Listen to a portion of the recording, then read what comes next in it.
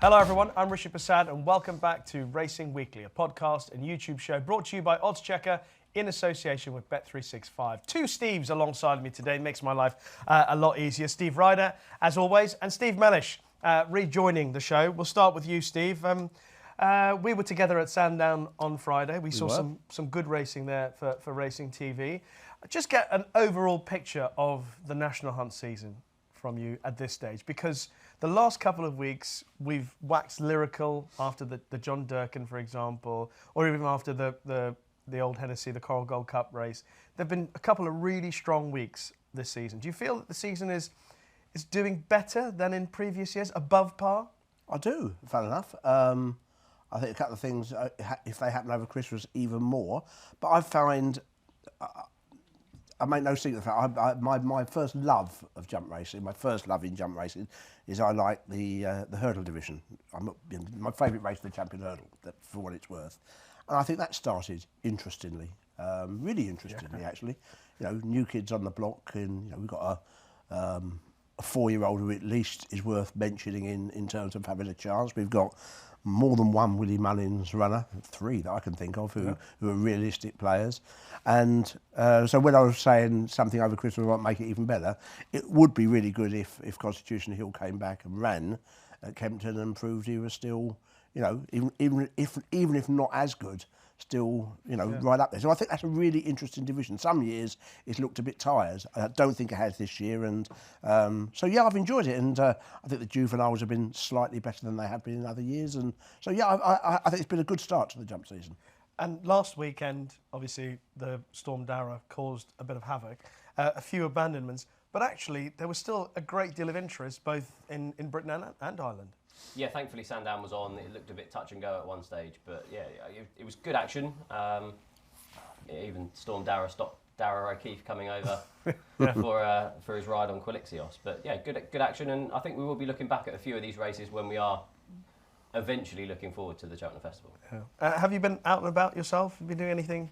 I went to see Shed 7 last night, so yeah, I was chasing rainbows last night and going for gold this weekend.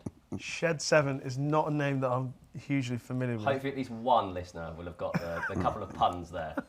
It's gone straight over. Rishi struggles after the monkeys, to be fair. So who are they? Exactly.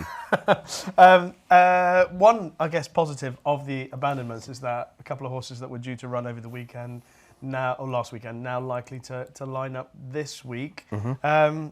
Which leads me on to thinking that sometimes when we've talked about issues in racing, you go, okay, well, we've been saying for a long time, if you just take away a few... No? Are we allowed to go into that? No, you're right. Take away a little bit. Less is more, Rish. Yes. It is. We're all in agreement. Yeah. I think that's the perfect juncture to get into this week's racing recap. And we start, no surprise, at Sandown after the Tingle Creek and the performance of Jonbon, who remains unbeaten at Sandown. And Stevie, he's just a very smart, straightforward horse. But did he have to do anything more than what we've seen from him in the past to win? And did he do any more? No, I don't think he did. He's 170. I don't think he's had to run to any more than that. That said, it's really hard not to like him, I think. I mean, was it 6 or 7 Group 1 chases and a Group 1 hurdle, or Grade 1, I beg your pardon, and he just turns up 95% of the time and runs his race. I do think that's a really good thing. Yeah. So I don't think he's... I think he's rightfully... many people's idea of the Champion Chase winner, but I don't think anything he did Saturday made it any more likely. He is the 9-4 favourite for the Champion Chase at the moment with Bet365. We will talk more about that a little bit later on because one of his likely big rivals was in action in Ireland. But the overall impression you're getting from Jonbon is exactly what Steve says. Straightforward, does what it says on the tin. There was one moment of concern very early on in the race, though. Yeah, it's just quite long at the second. It wasn't one of those mistakes that you ever thought he was going to fall. He's just become really dependable, and you just know exactly what you're going to get with him. 5 from 5 at Sandown in his career. We had Aidan Coleman on last week and said flat track, I think it probably is what he wants. He's 16 from 19 in his career. Like, he is a fantastic horse. Whether you want to be taking the 9-4 around the Champion Chase, back at Cheltenham where he has suffered those 3 defeats, is another question. But I thought this was really good. he kind of put the pressure on quite early on, took it up at the railway fences, and he's been round Sandown that many times that he just jumps them so well and puts the others under pressure. Master Shuey overjumped at the 4th and went early, and Edwardstone fell at the last of the railway fences. So you then question the form of what's in behind. I liked both of those with regards to kind of chasing him home and setting it up. I thought Quilixios ran well, but he did what he should have done, and we'll see more in the Clarence House next. Any thoughts on JPR1 establishing himself as a horse that could get placed in? I think he ran roughly to his new mark. I think the handicap has got it. I think it was 154 or something like that. I think that's about what he is. I think Saturday confirmed it. It was a good run. I think he showed at Exeter that he's a better horse now than ever. I didn't think he took that next step forward personally. Yeah. You agree on JPR1? I think it's very much going to be Jonbon versus Willie Mullins contingent in the championship. Yeah, okay. Well, we'll come to the Willie Mullins contingent a little bit later on. Another Grade 1 race that took place at Sandown was the Henry VIII Novices Chase. Lurder Sud beating a couple of the Irish challengers. For whatever reason, both of those horses from Ireland, Touch Me Not and Down Memory Lane, one made a horrendous mistake and the other didn't quite jump well as previously overall. Your take? I thought this was very good. Travelled well, jumped well, showed that blend of pace and stamina that you need to be a top 2 mile chaser. Touch Me Not, like you said, was jumping well out in front, and bad mistake at the 6th fence, nearly took it with him. That probably knocked the stuffing out of him a bit. I was really disappointed with Down Memory Lane, was just on the back foot from the start, jumped really poorly throughout, and I wouldn't give up him just yet. It was a change of tactics. He got an easy lead over in Ireland and made all that day and was kind of dropped in, but was just never really going the pace. It was interesting, I then looked at the jumping data, and he lost over 10 lengths and was only beaten 8 at the finish. So can you give him another chance? Probably at a bigger price next time. But yeah, I wasn't particularly in love with that, and disappointed obviously for my Arkle bet on him. Dan Skelton, with regards to Loader Sud, has mentioned the Kingmaker at Warwick next, but more likely to go into open company in the Game Spirit. Harry Skelton will be there to ride Protectorat in the Denman Chase and Be Aware in the Betfair Hurdle. So Sprinter Sacre obviously did it as a novice. Yeah, I think did Altior do it as well as a novice? So it is a route that you can take. He's now rated 152, so the handicapper was impressed. He's just going to see. He's going to be the main UK horse in the Arkle, isn't he? It's just going to be what is running over from Ireland. 6-4 Ballyburn for the Arkle at the moment, Bet365. Lurder Sud 11-2. Sir Gino 8-1 in the pocket 10s, Firefox 12s. Marshborough, I know you're a big fan of his 14s as well. Steve, did he do anything to enhance his overall profile, Lurder Sud? Because it seemed to me that some people looked at the performance in a sort of gritty context and added that to his list of characteristics. I'm going to be a real misery guts all afternoon, really. I didn't think he did any more than Cheltenham. I thought Cheltenham was really impressive. I thought he got the job done, I think, in good style. I'm not convinced he wants ground like that for his absolute best. I think he sort of bounces off slightly better ground, which is probably a good thing for Cheltenham's festival. Means you run like most years, you don't get the sort of ground we got on Saturday.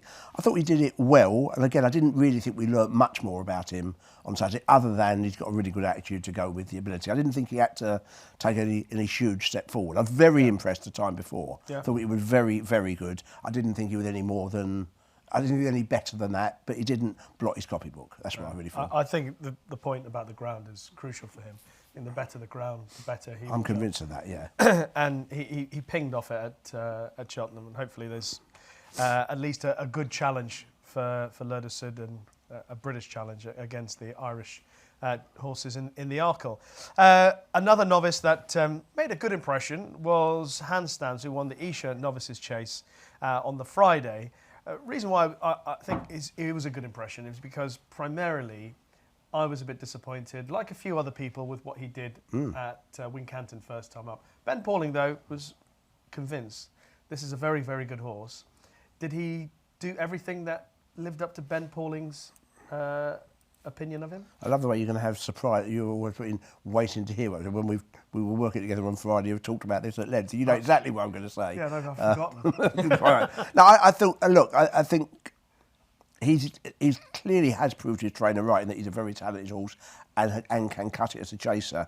I thought things couldn't have panned out any better for him. I think there was a mistake at the first by Lucinda Russell's who was going to make the running, and that made that Handstands could make the running, and he had a really good look at all his fences. I know he got joined again on the second side, but by then he got into a nice rhythm. He jumped much better than he did at Wincanton. Wincanton, he was novice before he fell. Ultimately, he's won very well. I didn't think Resplendent Glory was quite as good as he was at Cheltenham. I didn't think he jumped as well. Didn't think he travelled as well. So what the form ultimately was worth, I don't know. But he certainly has gone some way to proving Ben Pauling's lofty opinion of him. Yeah. But I think he'll be pushed to find a race that will work out better for him. Yeah, 33-1 for the Brown Advisory, 365. Ben Pauling seemed to suggest that for handstands in particular, they're happy that if he doesn't quite come up to Cheltenham standards, he's not necessarily going to go to Cheltenham. There'll be other options for him, which kind of leads me to think that the jukebox man is the more exciting of the Ben Pauling novice chasers. Yeah, and he does have others to compare it to with the jukebox man. So when he does talk favourably about a horse, you do have to kind of trust that he knows what he's talking about. The handicap has put him up 4 today to 143. So if they wanted to come back down in trip, obviously he ran over the intermediate distance over hurdles last year, was well beaten by Ballyburn in the end, but he did obviously then do that. You just worry about his jumping going at that faster pace, because he just seemed slightly more relaxed and a better jumper at this trip of 3 miles. I just didn't really think Resplendent Grey turned up, really. Was always niggled, looked to get himself back into contention, and then stayed on again at the finish. It wouldn't surprise me if they put cheek pieces on him next time to make Sean Bowen's life a bit easier. I thought Welcome to Caccio was probably the biggest danger approaching it, but he had about a stone to find on ratings, so that probably just told late on, and I'd be in the same camp as Steve, really. It was a good win on the day, but I wouldn't be too enthusiastic about the form going forward. Were you more positive about the Winter Novices Hurdle that featured a horse that I know that you like quite a lot in Bill Joyce, and he beat Quebecois quite nicely? Yeah. I think the first two look like they might be above average. Yeah, I think we've talked about the Challow Hurdle for about the last 4 weeks and getting excited around it. But I really like Bill Joyce. I liked him in bumpers. I liked him on his hurdle debut. Harry Cobden set off to dictate this on Quebecois, and John Joe O'Neill Jr. just took it up going downhill. Made this a good test, really, over that intermediate distance. Jumped really well. We obviously knew that he had that ability from the bumper as well.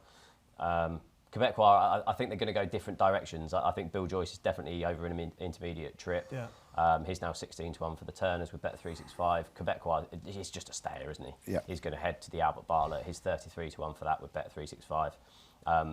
It's worth noting Stay Away Faye was beaten in a Grade 2 novice hurdle before winning that. So if you're a fan of that horse, who I am, I do think it's good form. That probably shouldn't put you off if you wanted to back him for the Albert Bartlett. But yeah, Bill Joyce jumped. I think it was the second last. He just got in a bit close to. But other than that, he was going away at the finish, and it's going to be a good Challow Hurdle, isn't it? If we get Potter's Charm, obviously they're not going to run both Mr. Mega and Bill Joyce. Well, it'd be lovely if they did. Put the new line as well for the Skeltons. Yeah. I suppose it depends what Regent Stroll does this weekend, whether he heads there as well. Could be an absolute cracker. Could be. Steve, for those people who weren't with you on Friday at Sandown, can you remind me? Doing well to stay awake here, Rishi, right? Yeah, I agree with everything that Steve just said. I think the second remains a really promising horse, but it's definitely a stayer, no question. I thought Bill Joyce was very impressive. He was a tad keener than ideal early on, so that, I think, to have as much energy as he had left at the end, I think says something about him. This is a question, it's not an opinion. Do you think soft ground might be important to him? Because I thought his best bumper performance was on soft ground as well. I don't know, but in terms of projecting ourselves forward, do you think his chances will always be best when there's proper soft ground like we had on Friday? Yeah, probably. Yeah, probably. But it wouldn't put me off backing him on good to soft ground going forward. Okay, interesting. Yeah, I don't mind. I really have, but definitely a very good horse. I think he looks like the kind of horse who will go through soft ground better than others. Yeah. But I don't think it's well. It's still to be proven. But he's a very exciting horse, as Steve said. If he lines up in the Challow, it might be Mr. Mega, it might be him, might be both of them. Who knows? The new line, Potter's Charm. That could be a tremendous race. 28th in Newbury, 28th of December at Newbury. Yeah. A belter. The Peterborough Chase on the weekend turned in a performance from Jello that I think a lot of people some people half expected it, but I think even what he did looked like even more than what people were expecting. He looked like he's now announced himself as a high-class chaser. Yeah, it's fascinating this. You couldn't really go by time because I think there was only 2 chases on the day. I thought he was really impressive. Really, he chased the pace. The pace probably was over quick. Either way, Nickelback collapsed once he'd taken it up. Never looked like coming back to the two chasers. Yeah. One was a ton in hand. You could give it a really high rating. The rating won't be out because it was Sunday. I'm actually interested in what the handicapper does. I think he'll have a guess. Because you could go in by the ratings of the second and third, who had a right race to try and find out second. You could rate this horse in the high 160s. I'm not saying he is, but and he was 140 something going into it. I suspect he isn't that, but I think he established himself as definitely worth a go. I mean, I've run it in the Ascot Chase. I think that's the race for him, right-handed. Right, he looked so comfortable. I thought at Huntingdon, and I thought he was really likeable. I mean, I am going to be positive, whilst saying I don't know if Protectorate was anywhere near his best. He didn't look happy going right-handed. And at the moment, what is Ginny's Destiny is, you know, his racing was on last year's form. I'm not convinced. So I don't know what the form is worth, but I do think the winner is much improved. So Ginny's Destiny is due to go up in trip, and was disappointing first time up. And Protectorate, I'm pretty certain Dan Skelton, I read afterwards, did say exactly that. He's better going the other way. Yeah. So what's your view of what Jello did? Yeah, you do have to question it, but you have still absolutely destroyed Ginny's Destiny and Protectorate, albeit that they were probably below their best. He was a good novice chaser last season, but I mean, he finished second to Nickelback in the Scilly Isles, finished third behind Grey Dawn in the Ginny's Destiny. I mean, he's emphatically reversed form with both of those. He obviously caught the eye of a few behind JPR1 in the Howden Gold Cup. Wasn't after every effort late on, but this step up to 2.5 miles is exactly what he wants. And yeah, they're welcome to go up in grade next time. Like you said, I think Ginny's Destiny is going to head to the Cotswold Chase. I think Protectorate's going to head to that Fleur de Lis Chase where he'll meet Pic Dory. So yeah, a couple of good contests coming up. Okay, 16-1 for the Ryanair, Jello, Bet365.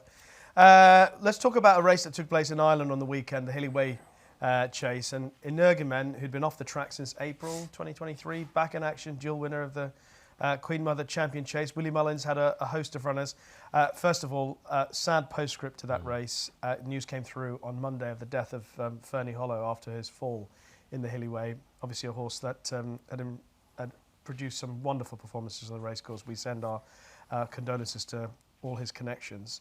But going through the race, Steve, Energumene looked to have the ideal comeback in terms of the way the race developed from the off, with Dino Blue not pressing on early. Yeah, I mean, Connections couldn't have wished for this to go any better, could they? He was enthusiastic early on without being too keen, and I think his jumping probably just took him ahead of the mare, because they set off kind of alongside each other, Mark Walsh on Dino Blue, but his jumping kind of took him there.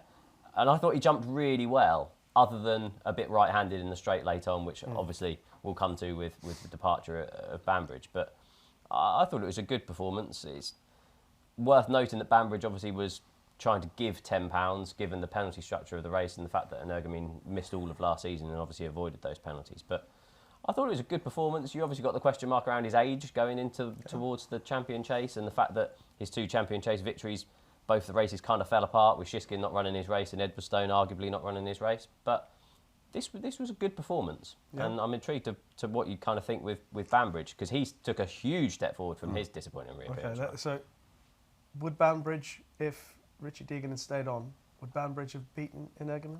Don't think so. Seen it a few times. Don't think he would have been beaten miles, but fairly sure in my own mind that Energumene would have beat him. But he should do, getting £10. I mean, it's funny because we're talking about the 2 mile champion chase at Cheltenham. If you think Jonbon has run to something like his rating, I think Energumene's only had to run to a mark in the mid-150s to win on Saturday. Yeah. Really good Sunday, I beg your pardon. Good training performance, but I don't think he's going to get any better. He's 11 years old. I must say, of the two, I would much prefer Jonbon to Energumene if they, in a perfect world. There'll be other horses. I'm not saying I'm back either, but Energumene didn't do enough to persuade me that she's going to, regain the crown. Yeah. I'm still torn as to whether or not Banbridge would have beaten. I'm not sure. Okay. I'm not sure. I've watched the replay a fair few times. I thought Banbridge was still yet to be asked for absolutely everything, so that's what makes me uncertain. But I thought Energumene actually ran to the line from the last quite well. He did. Whereas if he had stood up, you'd be concerned that he might have tied up. But He is 5-1 with Bet365 for the Queen Mother Championship. Jonbon 9-4, Gaelic Warrior 7-2, El Fabiolo 7s. El Fabiolo is also favourite for the Arkle, I think, at 6s. Banbridge is 20s, Founder 50s, 20s. The play in the Queen Mother Champions chase at this stage for you is Jonbon? No, I'd probably go Gaelic Warrior. I'd want to see him though, because it depends which Gaelic Warrior turns up, doesn't it? And you're never going to know until arguably he's down at the start, because he can often get himself worked up in the preliminaries. But I was so against him in the Arkle last season. I didn't think it was going to suit him at all. But he was really impressive. And looking back, the form lines of that Arkle are working out okay. So he'd probably be my pick at the minute. All right. Honestly, Rishi, my pick of those at the moment would probably be Jonbon, but there is absolutely, apologies to Bet365, no point in backing it. There'll be plenty of people on the day who will be willing to oppose it for reasons Steve has mentioned earlier, and I suspect it's going to be at least that sort of price without all the worries about injuries and stuff in the meantime. So I don't think you need to be rushing to take 9-4, is what I'm saying. Even though I think it probably sort of does reflect his chance. That's a fair point. Hadex de Zobo, I'm still holding out hope that he might be all right. Oh, okay. Have you had a reply to your message for like 4 weeks later? Well, no, I did some investigative work over the weekend, and I did ask about Hadex de Zobo, who is in training at Nicky Henderson's, and fingers crossed that we'll get to see him. But he's all right, and he is being prepared for a return to action. So, okay. Hopefully we'll see Hadex de Zobo 66-1 at the moment for the Queen Mother Championships, but I'm sure he's a better horse than that.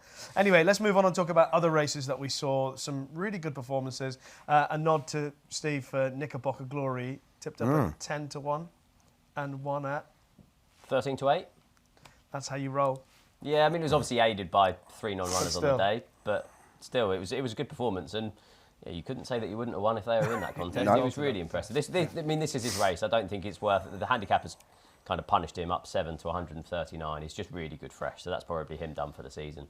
On a note to that, I thought Harry Skelton was probably the best jockey riding anywhere over the last few days. That's what $500,000 will do for you. Yeah, I mean, he's now gone top of the David Powers Jockey Cup, but he just used to make a few errors tactically. But you look at his wins over the weekend, front-running performance on Knickerbocker Glory, he's then held a few up, a load of Sud and mid-division. He just doesn't seem to make errors anymore, and you can see why Paul Nicholls went straight to him when Harry Cobden was stood down. He's really, really come on, and yeah, I'm really pleased for him. He gave a couple of horses. I mean, I thought the Ryder Mount Tempest on Friday. Yeah. I don't know if you can remember that. Yeah, I can. Yeah. But it was, No, I totally agree. I think he's. I mean, he's obviously always been a good jockey. I think he's taken a real step forward. It's like people have had a word with him. I think it seems to be a lot of the time maybe slightly less rushed than on occasions he could be. I mean, we're dealing with a top jockey. We just sort of. But I think he's sharpened his act up, and I don't think anyone's been riding better all year, rather than just the last few days. He's riding consistently, excellently, and they're high pressure rides. Some of these. And I know we might take the opportunity. We got time to talk about the fact that when that period when McCoy, Walsh, Garrity, Noel, everyone retired, and so there's a dearth amongst the very elite jockeys. Well, Harry Skelton and Harry Cobden. Sean Bowen as well. I'll include him in that. There's 3 really good jockeys. Yeah. No question. I mean, we're talking. It's early days still for them, but in terms of filling the void left by that quartet, the likes of Garrity and McCoy and Walsh. Yeah, I mean, you're got somewhere to go. No, you're really setting a bar, aren't you? So, absolutely. But I think they're excellent. I'm a absolutely huge Harry Cobden fan. Again, saying to you on Friday, reminds me of John Frankham rather more than of the throwback jokers. Why Harry Cobden? I think the way he approaches, presents horses at fences, he seems to. It's much more technical than I'm making out, but he seems to let the horse, has an instinct to let the horse make his own decisions, which I think is really good. He doesn't fuss much going into the fence most of the time, and I think horses, tend to jump really, really well for him. Yeah. He's got all other assets as well, but I really like him over an obstacle. That was Franklin's main asset, was how he presented, show jumping background or whatever. How he presented his horses at the fence rather than, on the run in and whips up sort of thing. I know it's a cliche, but it does. As you say, John Frankham had a show jumping background. Talk about horsemen, and Harry Cobden is very similar to that. And Jonbon, you could tell that they've been on a horse their whole life. They look so comfortable at all sorts of points. What are your thoughts on the quality? I mean, is there somebody lurking down who doesn't? I mean, like Charlie Deutsch, I think, especially over fences. Yeah, absolutely. Mustard. Yeah, I really like Sam Twiston-Davies. Sam's Gavin brilliant, Sheehan, and you look over in Ireland as well. Obviously, you lost Davy Russell and a few of those over there, and now you've got obviously Jack Kennedy's on the sidelines again, but Sam Ewing coming through, and Paul Townend would be there for the next however many years. Yeah. We've got a good set of riders. It's not like, I mean, I used to look through races and I did take account of the jockeys, and if there was a jockey on that I wasn't too sure around, I wouldn't back them. But it's very rare these days where I look at a horse and go, no, I'm not going to fancy you because of the jockey. It's kind of become a bit irrelevant for me. I think you've got to be really careful. If you get my age as opposed to you two, it's very dangerous to say that, I know, so-and-so yonder was better or whatever. And one thing I do think is, I think with the diets and fitness, the price of flat and jumps, I actually think there are more good riders than there ever were. Yeah. I'm not saying there's Strength more. and depth. The bottom where I really do think you 30 years ago you did have doubts about certain people. I think you did, and I'm less as big as fans. So I'm not going to say anything there, but I do think the quality of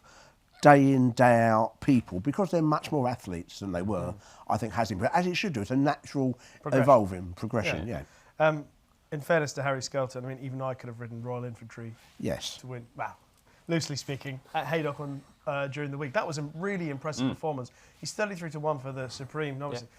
And as much as anything else as well, it just adds to the incredible strength and depth of the Skelton team. Yeah, he's now 4 from 5 under rules. His only defeat was in the Champion Bumper. Probably go back to Haydock, you'd imagine, for that Grade 2 Supreme trial. I think it's in January. I thought the ground was important to him, but then I listened to an interview with the owner and he said, no, I think it'll be better on better ground. Well, I'm not quite sure around that, but yeah, that was one of the good performances. You had the likes of Mount Tempest that you've spoken around, Ho Jody Smoke, Honky Tonk Highway. Like, the Skeltons had a brilliant weekend. I thought it was really nice seeing Cloud again win that Veterans Chase. They've just been a fantastic addition to the programme. It's something we've really done right in horse racing in the last few years with those Veterans Chases. I really enjoyed that.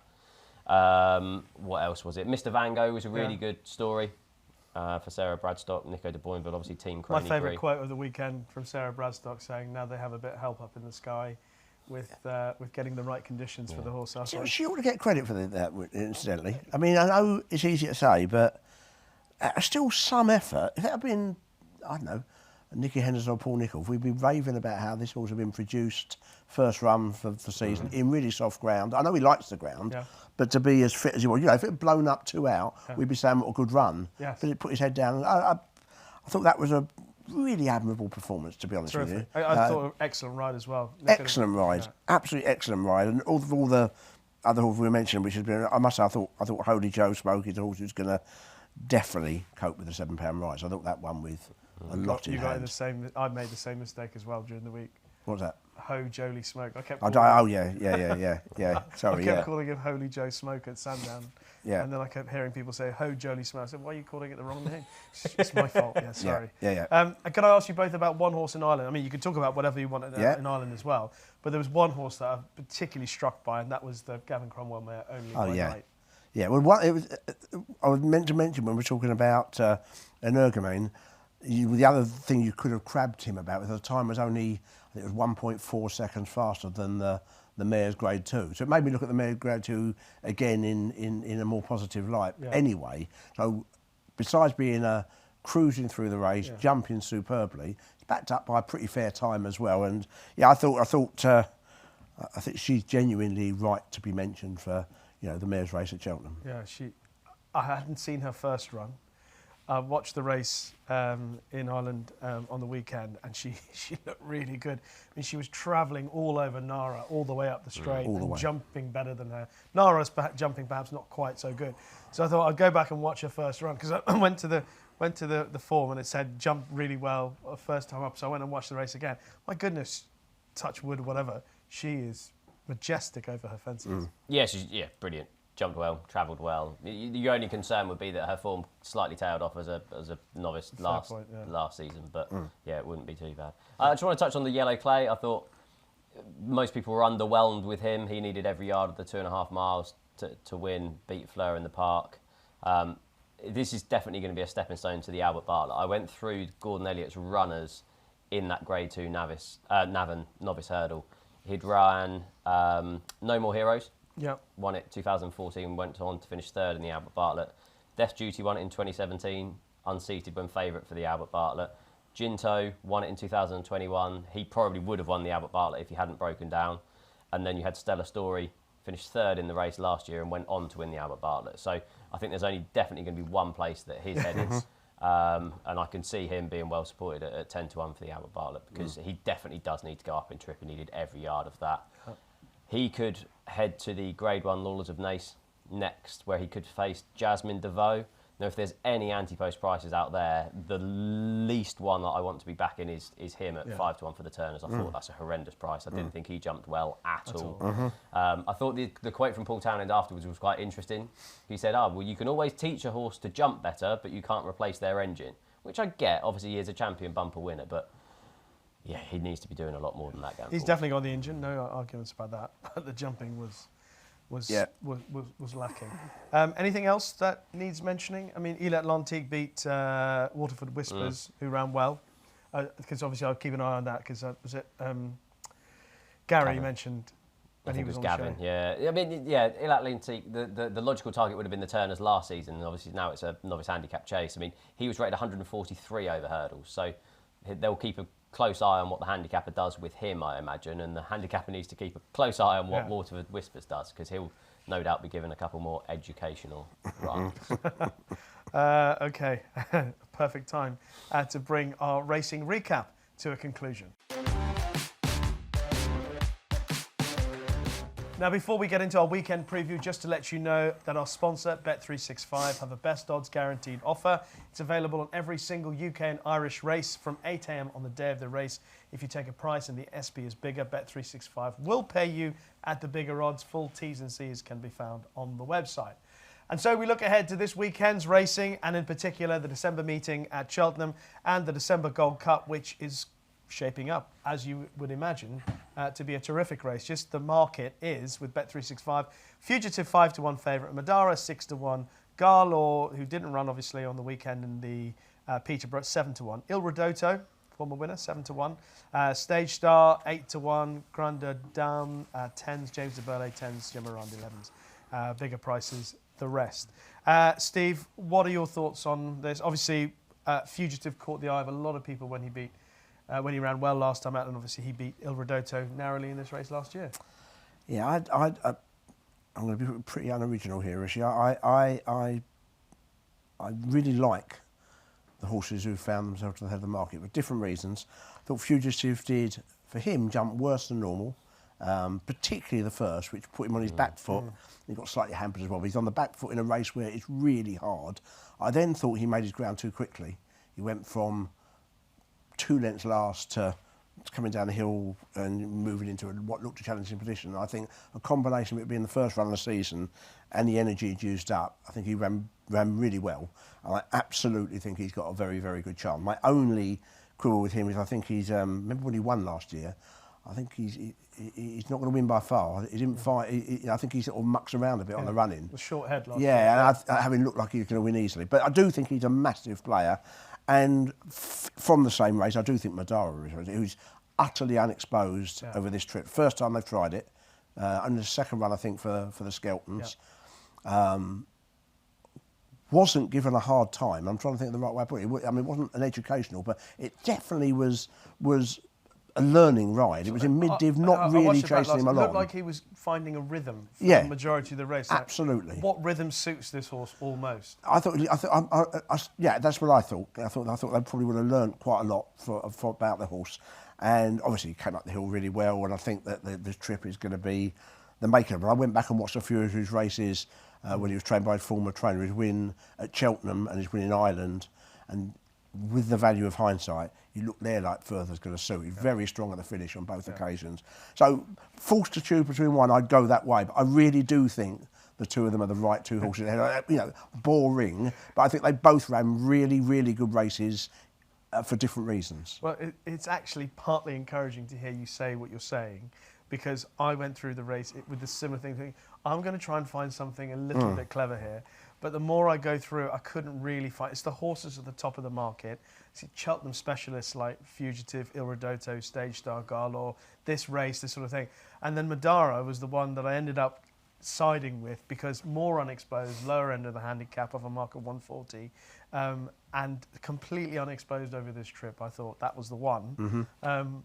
Similar vein, or are you looking? Have you got the clever one? No, exactly the same as you. And the trends kind of back up what we're saying around it. The Paddy Power Gold Cup is often a good pointer in this. Cool Cody won this in 2021, having fell in the Paddy Power Gold Cup. Fugitive finished 4th in it before winning this last year. So the Paddy Power Gold Cup is obviously a good stepping stone. We've got the 1, 2, 4, 5 in this. I was going to say, in fairness, we could just clip out what you said the week after the Paddy Power Gold Cup and just like, because you put up Fugitive, I think, straight after that race, didn't you? Yeah, and I said as soon as the anti-post market opens for it, I'll be backing him, and I did. Will I still be backing him at 5 to 1, or recommend you backing him at 5 to 1? Absolutely. I do think this is tailor-made for him. My only concern with Madara is I think they'll have a big circle around March for him in either the Grand Annual or the Plate, more likely the Plate. Yeah. Whereas I think Fugitive, this will have been a big target. For anyone that hasn't seen Fugitive, he is huge. Like, he will have 100% needed that reappearance. And like Steve said, it was a run like that. That early mistake put him on the back foot, and he would have definitely needed that run looking at him in the paddock. The case is easy to make based on weights and measures. He finished, 5th, beaten 13 lengths, has been dropped £2. That means he's off a £1 lower mark than last year. He beat Il Ridotto by a short head last season in receipt of £8. This year he's £7 better off at the weights and £10 better off than in the Paddy Power.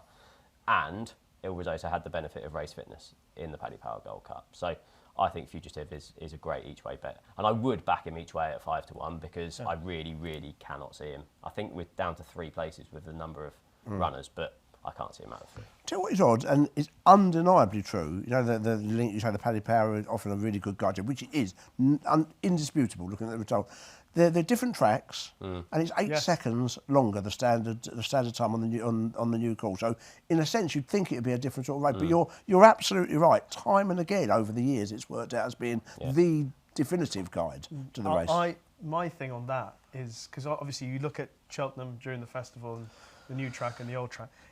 My thing on that is it's the tempo in which these races are run. Yeah. Whether it suits some horses and it doesn't suit others. Yeah. Because quite often, even if you look back at the race in November, there are horses that struggle to cope with that tempo and then they fall away. But the ones who come forward again are the ones that you know often do. Which is why I'm always a little bit loath to rule, even the likes of Stage Star and Il Ridotto, even though things are harder for them. Yeah. The one new player that I would just give a mention to is Le Patron. Okay. Only because he won that Grade 1 last season. Yeah. And he bounced back to form last time out. Impressively. Yeah, and I think Freddie Mitchell's due to ride him again to keep the weight, a little bit of weight off. I thought he was a horse that we still don't know where he, and connections were still going. He's a Grade 1 horse in a handicap. He's a Grade 1 winner in a handicap, but I just keep an eye on him. And he's 12 to 1 would be an interesting, different play in the race. But Madara, Fugitive, yeah. I probably would just edge that one. No, I mean very little in it. If I'm being honest, I'd split my stakes between both of yours. If I was having a bet, that's what I would do. Politically correct answer. No, I genuinely think the case for both is strong. Okay. The Albert Bartlett Novices Hurdle, which also takes place on Saturday at Cheltenham. Skyjack Hijack, who has been a wonderful horse this season. 9 to 4 favourite. Clondor General 7 to 2. Western Knight 9 to 2. Ace of Spades 5 to 1. Jet Blue 6 to 1. And then double figures the rest all at Bet365. Steve, Skyjack Hijack. I think they suggested originally after his last win at Donny that they were going to take a little bit of a pause, but this might be a good opportunity. Yeah, that was because on account of the ground, and we haven't touched on that yet. There isn't a huge amount of rain forecast. It's currently good to soft in places, I think, on both tracks. So, yeah, you'd imagine it'd be good to soft, definitely soft at worst. Yeah. And I think they're probably just going to do this before putting him out over the winter ground and bring him back February time, like they said. I likened Skyjack Hijack to, do you know what I mean, Harry, on the show last week, and You know what I mean? Harry actually won this race in 2015. So they've got a similar sort of profile. You know what I mean? Harry won 2 handicaps off 123 and then won this when rated 137. Skyjack Hijack won off a 97. He's run 6 in a row and is 138 in this. So you can progress through those handicap hurdles, come back into these graded novice hurdles and go from there. I think they've done a great job with him. He's 9-4 favourite. He's 50-1 for the Albert Bartlett. You know what I mean? Harry went on to win an Exeter handicap before winning the Albert Bartlett. You would just worry. I mean, he is the best hurdler I've seen for years, technique-wise. Just brilliant over an obstacle. But this might be the end of his running run. Okay. Have you got a view on this race, Steve? No, I found it strong. Difficult to form a strong opinion about somebody else. I thought when I saw the betting, or the early betting, they were joint favourite with Clondor General, who I like. I do think drying out will be a worry. I think the horse wants soft ground. It's quite soft at Worcester, and his pointy was quite soft. I would worry if it dried out too much, and he needs to jump better than he did. I know the fences at Worcester, the mini fences, they take more jumping than the hurdle. Yeah. But I didn't think he was great. I'm reading stuff about his points. I think it was pointed out there that he wasn't as spectacular with his jumping. I know they're fences. I think there's ability there. I think there's a raw ability there, but whether he'll be whether the conditions will suit him, I don't know. A couple of other horses are doing very different things. They're stepping up in trip markedly, a couple of the other rivals. Yeah. I found it difficult to my gut feeling is I wouldn't be at all surprised if Skyjack Hijack gets beaten, but I wouldn't really know who by. It's a race I want to learn. I'm actually going to be watching Clondor General to try to learn about him for the future. Again, similar to both of you, I think Skyjack Hijack might be vulnerable here, and I'm looking for an alternative.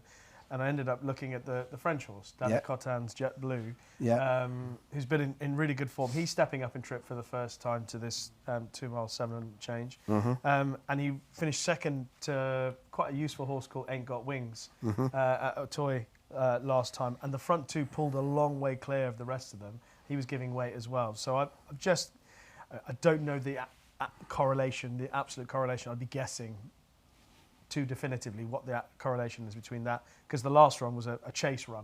The Ain't Got Wings run was a chase run. So to work out how that might translate itself to this race, I'm not entirely certain. But I think Skyjack Hijack would be worth taking on, just in an overall stronger race. And the French horse was one. The next race we talk about is, well, I like the title of the race for as much as anything else.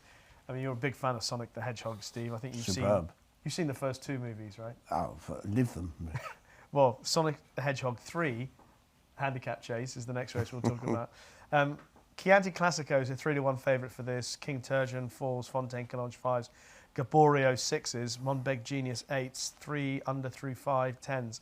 We see Chianti Classico and King Turgeon due to run last weekend. And Gaborio, wasn't it? And Gaborio in the Beecher.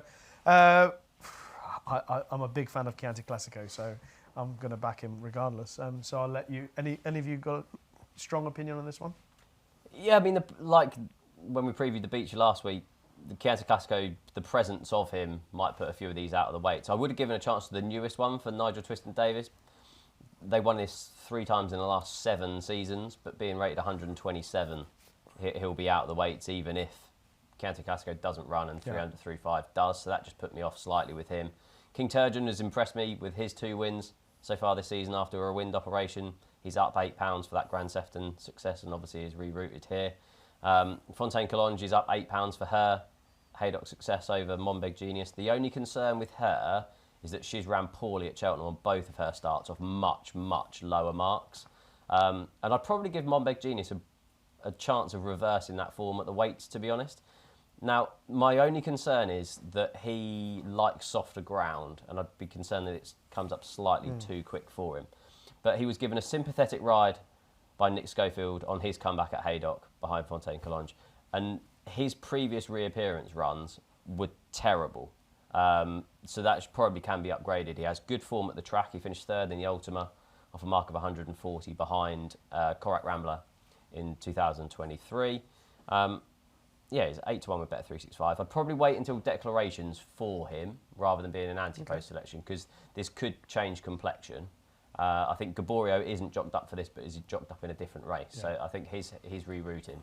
But yeah, Monbeg Genius, if it's not too quick. Okay. Steve? If he runs, I think I side with Gaborio. Mainly, I thought the chance missed last week. I must say, I thought we had a really good chance last week. So that's not a good reason to back it this week. I realise it isn't. Yeah. I do think the horse is ready to peak. He's got Cheltenham form. He won the 4 mile in Hunter Chase. Yeah. I know it's a completely different race, but he has got Cheltenham form. But as you say, doubly engaged. It's not. I'd wait if that runs on the day, and I feel the conditions are okay. I'd probably take a chance with him. All right. Throw another race at you both. The middle distance Chase Series Veterans Handicap, for which Dashel Trasher and Shake 'em Up Harry are 72 joint favourites with Bet365. Eldorado Allen 5s, Copperhead 7s, Torn Frayed 7s, Shan Blue 9s, and double figures. I say Shan Blue because he's never really delivered, and he's promised so much. Bless him. He should have bolted up in that Charlie Hall, wasn't it? Okay. Any views on this one? Again, I'm going to be completely honest. Again, Steve talked about the veteran chases as a concept earlier, which I entirely agree. It's been a fantastic success. I'll add to the fact that I never bet in them. I make the same comment every year. I'm constantly given by Racing TV. You know, there's only the big final at Sandown. And I always think I'm the most. If they want to put a card which wouldn't suit, much as I like them, and I think they're great for the sport that these horses have another career. Yeah.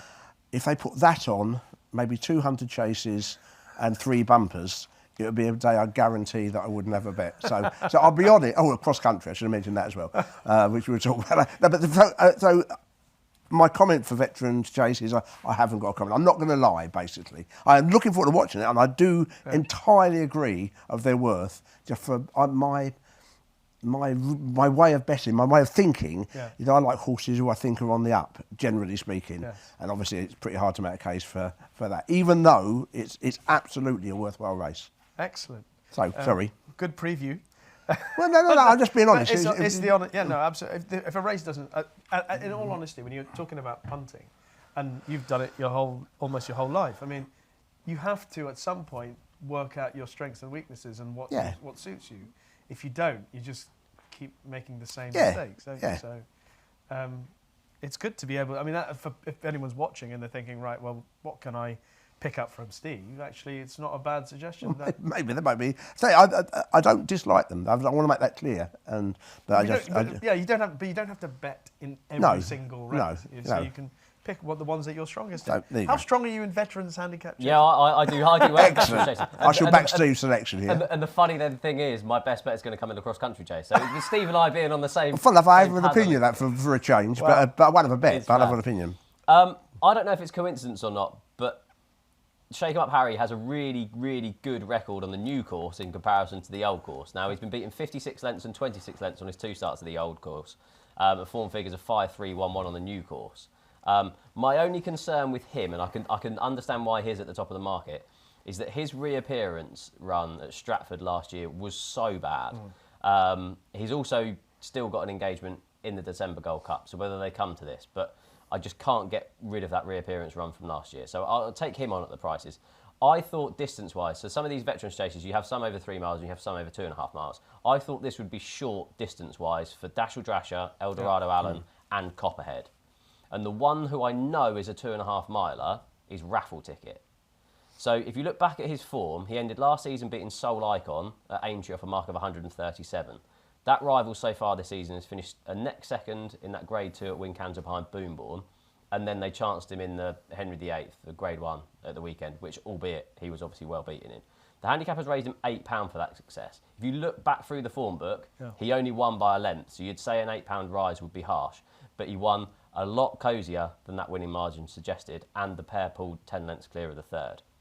Now let's get the negatives out of the way. He's never ran at Cheltenham, which is obviously a question mark, and he was poor in his reappearance last year. But if you go back through his reappearance form, he's won off a 115-day break, a 59-day break, and he would have won off a 406-day break, but he fell at the last on his hurdling debut. So that part of it wouldn't be that much of a concern. He's 10, which I love in these veterans chases. I only back 10-year-olds in these. He is entered in the Bet365 handicap chase at Doncaster. But Charlie Deutsch is jocked up for this race. He's 14 to 1 with Bet365, and I think he's a great each-way bet. That's a terrific case made for a raffle ticket. Like Steve, I had no strong view on this race, but I do now, thanks to you. Excellent work. I will certainly plagiarise that. Let's do the cross-country next as it's fresh on. I'm fascinated to see what... I hope you can match. Well, the cross-country chase. This is a genuine comment. I mean, I've had one bet in a bumper in my life. Run Stone Cowboy, got beat at Cheltenham. I had one bet in a cross-country in my life with some of JP's who was sort of joint favourite with another JP, which won. Anyway, so I've got a 0 from one. With the spot the difference days. Yeah, so whoever comes second to that. Anyway, they're those ever in my life. Weirdly, I was watching racing last year with a friend, and Mr. Coffee was running, I think it might have been at Cheltenham, and I said, and my actual words, I'll be honest, I said, just the sort of horse who'd run well in those silly races. That's what I actually said to him. So I have to stick. I thought he ran quite well in his debut in the silly races last time out. Yes. So he would be my selection, but I would definitely not be backing him. Okay. Ryder St. Cowboy, was that the Pizarro? Yes. Wow. Stuart inquiry as well. Yes. Yeah, it was. I didn't like them anyway, and then pathologically hated them after that. Yeah. Was it Jamie Spencer? Jamie Spencer did you up like a kiffer? Yeah, yes. His whole career. Yeah. Okay. I wanted to ask you both about a race. It could happen. I'm not sure who's going to be declared for it. But the novice hurdle on Friday, Steve touched on Regent Stroll running in that. I mean, there's the Kemble Brewery as well, but there's also the possibility that That's Nice might run in it. And she created some impression on her first start over hurdles. If they were those three, and there are others in the race who are quite interesting, were to line up, it'd be quite a race. Yeah, it's all going to be down on price, isn't it? That's Nice, I think, will be towards the head of the market because she created a favourable impression. But Regent Stroll also did well from winning from that mistake at the second last. So it'll be interesting. It's all going to be down on price, but hopefully all three of those are declared. That would be lovely. Did you saw the? You must have seen. Yeah, both of them. I agree. Yeah, ridden really confidently and a turn of foot. I know not everyone was happy with some things about Regent Stroll. I was impressed. I don't know about you. I thought besides blundering the second last, and recovering instantly, which I do like, I thought the horse was keener than Harry Cobden would like, and hopefully it's freshness. But I do think it's got an engine, that. Yeah. Probably down the line going to want further, but I do think it's a talented horse. I mean, stating the obvious, but I think it is a really talented novice. Okay. Without giving away your best bet yet, is there anything else? I mean, you've obviously mentioned the cross country. Well, I'm trying to give Steve the in there because Steve's got an opinion in the cross country. I'll save mine. I think he's saving his. Oh, okay, lovely. Bet. You're talking about the best bet you want to know? No. We're saving that. Yeah, good. Is there anything else that you'll be keeping an eye on racing-wise over the coming week? In the race, if we're going to talk about, or just in general? Well, if there's there's possibility Cornwall Potter lining up against. I'm really interested in that. Yeah, again, shouldn't go by what jockeys say, but I think rain is probably important for Cornwall Potter. Yeah. He was emphatic afterwards, Harry Cobden, that the horse is a real soft ground specialist. The ground is proper soft here. It was Carlisle, wasn't it? Yeah. Obviously, going left-handed for sure. My only slight worry about him, I thought, which is a nice quality, I thought the horse was almost going headlong into the fences, and I think that I'd be slightly concerned about Cheltenham if he doesn't get into a rhythm fairly quickly. So, no, I mean, I like. Again, we talked about it before. As a horse, I'm hoping it doesn't run this race. I'm hoping it runs the same. But I like Peaky Boy. I was really, really impressed when he won last time out. I thought we went around the inside, didn't have a view at a lot of his fences, still jumped really well, hit a big flat spot, didn't look like winning, got there then quite quickly once he was asked. I thought we won with a lot in hand. I think he's a really good horse, but I would back him in this race, but I'd love him to run the 3 miler. I think that would be the right race. But he's entered in both, isn't he? He looks like a 3 miler. Everything about that run. I'm sure he's a 3 miler. I was saying to Steve, I was interviewing Nicky Henderson just as Peaky Boy was coming back in, and as the interview finished, Nicky Henderson turned towards Nico de Boinville and Peaky Boy, and the first words that Nico de Boinville uttered to Nicky Henderson was 3 miles now. Yeah. So I hope that's where he goes. Anything else that you want to mention, Steve, before we go to best bets? Yeah, back to that 2.5 mile novice chase. If Caldwell Potter doesn't run because of the ground, I think Springwell Bay might be a short price. I'd be taking him on. I think they have a big circle around the novice handicap chase over 2.5 miles at the festival. I think that will suit him down to the ground. Strong travelling. He'll get jumping. He looks a bit of a non-stayer over 3 miles just through being too keen at that slow pace. I think a fast run 2.5 miles. So I imagine he will probably be a short price, but I think they'll have an eye for March. So I'd probably be taking him on. He's currently rated 145, so they wouldn't want to be going any higher than that. Like Steve, I really, really like Peaky Boy. I think he'll run. He's entered in that 3 mile, 1.5 novice handicap chase at 12:40 on Saturday. The step up in trick will definitely suit. When we reviewed that race, I said the 33 to 1 that Bet365 have available for the Brown Advisory. I'd give him half a squeak in that. So if I give him half a squeak in that, I have to be backing him on this. He got £7, which I thought was fairly lenient, off a mark of 139. I think he's definitely better than that. And then just another one that I'd give a small chance to. I don't know whether you can look it up on there. The 2 mile handicap chase on Saturday, the 2:25. I thought Third Time Lucky ran a really nice reappearance run on his first run for Fergal O'Brien. It's hard to believe that he's only 9. It feels 10 like to 1. Yeah, it feels like he's been around for ages. Ran but really well. he has really good Cheltenham form in his career. It was 584 days he was off the track. Now, the handicap has been really generous. He's dropped him £3 for that to a mark of 142. That's actually £1 lower than his previous success. You have to go all the way back to February 2023. But he was good enough to win 2 Grade 2 novice chases back in the day when trained by Dan Skelton.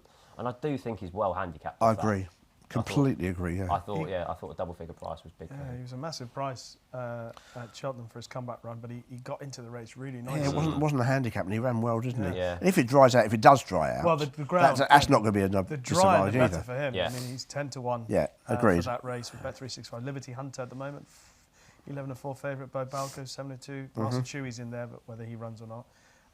It's said Dairy, Tedley. Yeah. I don't think there's that many to worry about in there, really. I thought, double figures was quite good. And just one more race to note. Dan Skelton really, really wants all of the win and place money in the Bet365 Mares Hurdle at Doncaster on Saturday. He has Katira, West Balboa and Take No Chances all dropped up in that. Yes. The prices seem spot on, though, with Katira favourite. So I don't think there's a recommended bet, but yeah, he's definitely gunning for that Trainers' Championship, isn't he? Yeah, he and Harry's definitely gunning for the David Power Jockeys Cup. I liked Why Not in that race.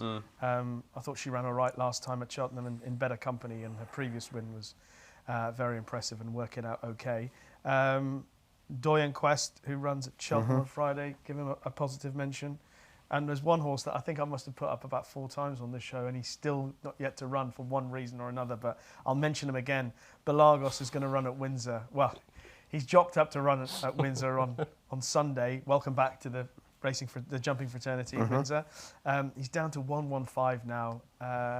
He ran, I say it encouragingly, at Stratford. The stable are in not bad form, actually. Nick Giffords, he's had the odd winner this season. And Belagos ran so well at Stratford. It was just a question of like where he goes next. I can't wait because I think that he's handicapped to win. Is it still a JP horse? Still a JP horse. Yeah. And hasn't made his way to Haslam. Amazing. He hasn't gone to Ben Haslam as yet, but there's always an option. So those were a couple of others that I'll be watching out for. Okay, that's it for our overall preview. Our best bets still to come. But before we get into our best bets of the weekend, just to let you know of a free-to-play 6 horses challenge. It is available every weekend with free spins on offer. If you get 2 or 3 selections correct, prize pools available as well for 5 and 4 correct predictions, as well as the jackpot for all 6. T's and C's apply. And here we go. Best bets of the weekend coming up now. And Steve Mellish is up first. Okay, well, mine's going to be Peaky Boy. I hope it runs Saturday, but given if it runs Friday, I'd still probably take my chances. I'd like to see the makeup of the race, but Saturday is the race. If I'm being honest, I've really got in mind. I agree again with what Steve was saying. I think it's by no means a complete no-hoper for a graded race later in the year. Now he's got the chance of 3 months. I really, really liked how he jumped, not under pressure, but when things weren't completely straightforward. He didn't get a fabulous view at all his fences, but his jumping was persistently excellent. So I like him as a whole. Fascinated with how he runs. I'd run him in the 3 mile. If he runs in the 2.5, I'd have less on. Okay. Peaky Boy, hopefully in the 3 mile race on Saturday, if not even on Friday. Yeah. Steve's still going to back him, and hopefully he'll do the business. So Peaky Boy on Saturday for Steve Mellish. Steve Ryder, Mine comes in the cross-country chase on Friday. I think the bookmakers have this right, to be honest. Isio Madrique is favourite for it, and I do think he will win this. It's trained by David Cottan, who fans of cross-country races, like Steve, will obviously remember as the previous trainer of Easy's Land, who won this race in 2019 before beating Tiger Roll at the Cheltenham Festival, then followed him home the year after. His UK raids have been infrequent since.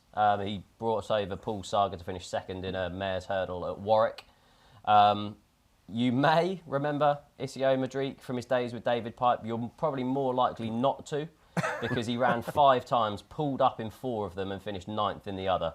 Was then sent back to David Cottan in France. But since then, he's gone cross-country racing and has been really impressive. He's won his previous 2 starts at Compiègne. He's only rated 122, so he would technically be out of the weights. But like Sweet David showed at the November meeting, that doesn't really matter. He was £17 out the handicap that day. I'm really hoping Felix de Giles comes over for it. He rode him on his penultimate start and was obviously brilliant on Sweet David at the November meeting. He's currently 4-1 at the time of recording, and I think Isio Madrique can win another cross-country handicap chase for France. Excellent. I'll be definitely keen on watching how he goes. Give you one piece of cross-country advice, which I should do, given I've been horrible. If you're going to Cheltenham on Saturday, and if for whatever you don't like cross-country races, it is the best time to get a cup of tea, because loads of people are out there. You can go and queue up. You don't have to queue as long. Then get a view and watch Steve's horse win. It is the perfect 9 minutes or whatever it is. Perfect. But that's my best advice for that day. Actually, that is actually good advice if you are going to Cheltenham, because they're allowing people on the inside of the course they to are. watch. So yes. So you have loads of time.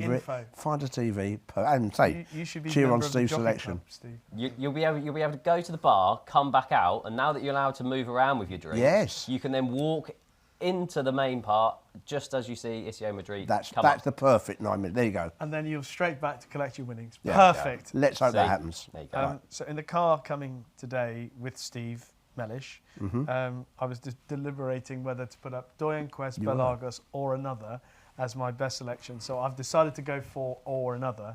And that is Affadil, who runs in the handicap hurdle at Doncaster on Saturday. He's had 3 runs this season. Each time, I think he's run with a great deal of credit.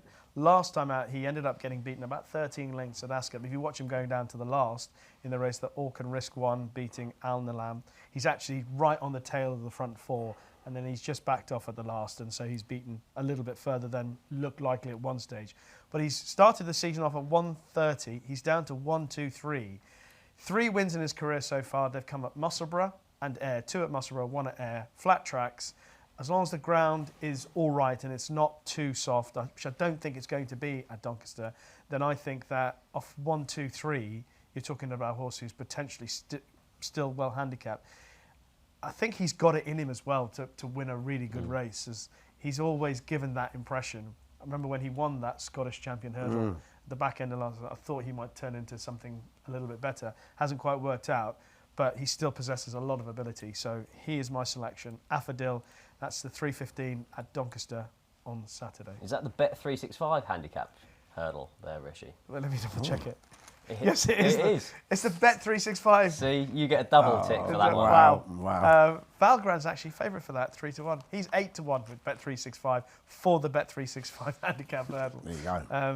And I know you quite like the horse as well. I do like the horse. No, I can absolutely. I'm nodding away to your argument.